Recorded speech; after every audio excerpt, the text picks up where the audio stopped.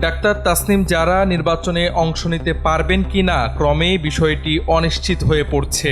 NCP থেকে পদত্যাগ করে স্বতন্ত্র নির্বাচনের ঘোষণা দিয়েছিলেন ডাক্তার জারা। নির্বাচন করতে চাইছেন ঢাকার ৯ আসন থেকে। এজন্য তার দরকার ৪,৬৯৩ জন ভোটারের স্বাক্ষর। ফলে আসনটির ভোটারদের প্রতি স্বাক্ষর দেওয়ার আহ্বান জানান ডাক্তার তাসনিম জারা। কিন্তু স্বাক্ষর সংগ্রহ প্রায় সম্পূর্ণ হলেও এখন ভোটার নাম্বার নিয়ে বিপাকে রয়েছেন তিনি।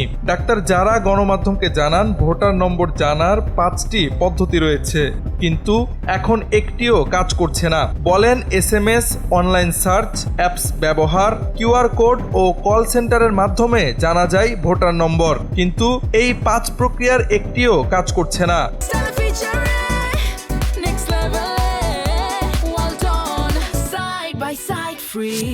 সার্ভার ডাউন থাকায় অনলাইন থেকেও জানতে পারছেন না ভোটার নম্বর। অভিযোগ করেন, আসন্ন নির্বাচনে যেন স্বতন্ত্র প্রার্থীরা অংশ নিতে না পারেন তাই সার্ভার ডাউন করে রাখা হতে পারে। তার মতে, স্বাক্ষরের সাথে ভোটার নম্বর লাগবে বললেও সে নম্বর জানার কোনো পদ্ধতি না রাখা মূলত স্বতন্ত্র প্রার্থীদের নির্বাচনে অংশগ্রহণ করতে না দেওয়ার দুরভিসন্ধি। এমন পরিস্থিতিতে মনোনয়নপত্র জমা দেওয়ার সময়সীমা বাড়ানোরও দাবি জানান তিনি।